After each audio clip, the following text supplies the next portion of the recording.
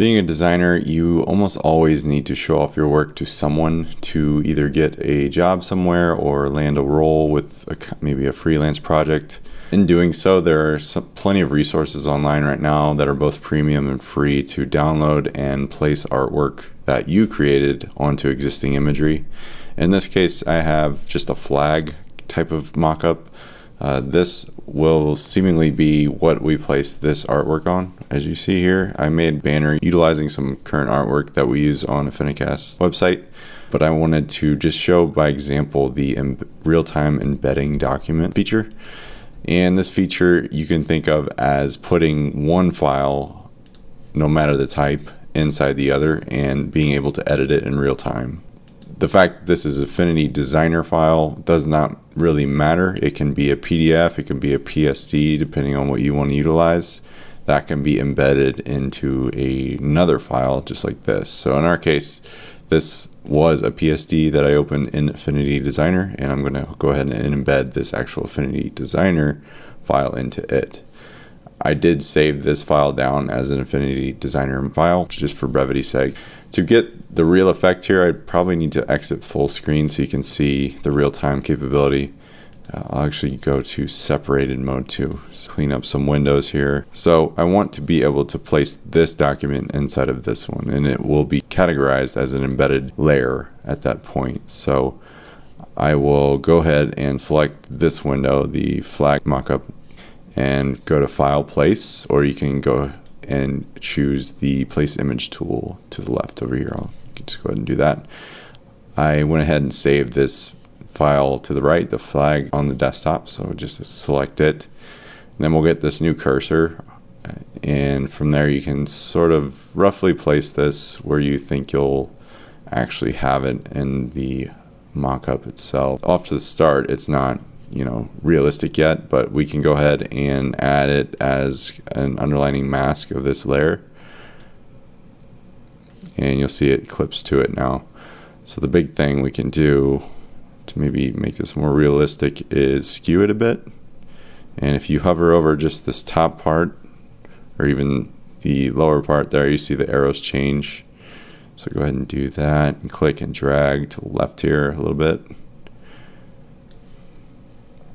Might increase the size a tad.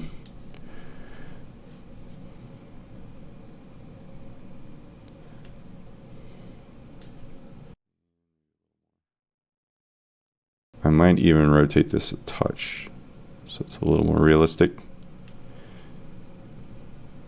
Okay.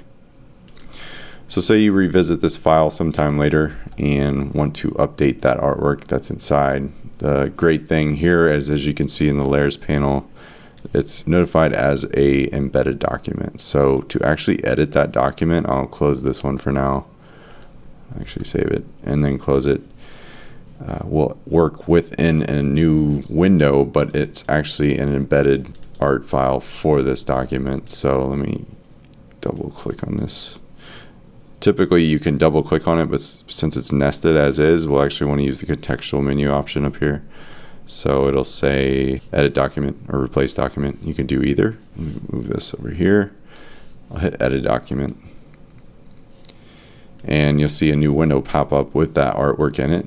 Now this isn't the same file as you see here, but it does revise that file, if that makes sense. So if you make changes in it, it will update as well. So say we want to mess with this art a little bit, maybe tweak a few things, go ahead and do so, and you'll see to the left it's updating in real time. So it's a real-time embedding going on. Scale this back so there's more art within the banner itself. It's quite a bit of white space, so I might need more artwork to deal with or enter here, but so far so good. So, and we can go back and edit, maybe make this a little more realistic. Select that layer, just do a little more skewing, I think. A little less. Now we have it rotated a bit. Great. So essentially that is real-time embedding. I find it useful for mock-ups in general. So if you were to download a free PSD or something online and it's not 100% compatible with Affinity software, you can still get around it by utilizing the layers and masking features as well as these embedded file types.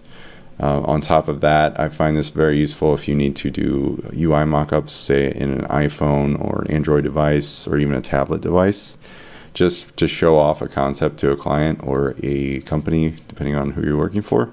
Putting real context into someone's view just kind of sells the idea more, and I think that's pretty powerful. So utilizing these tools can definitely make your workflow much more creative and much more powerful.